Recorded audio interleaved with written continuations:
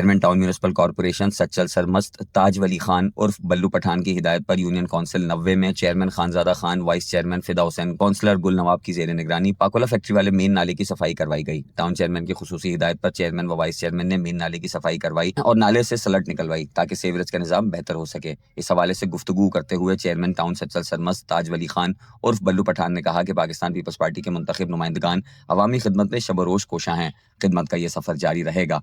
उन्होंने कहा कि पीपल्स पार्टी हमेशा अवामी खिदमत में सर-ए-फ़हरिस्त रही है और ये तसलसल जारी रखा जाएगा।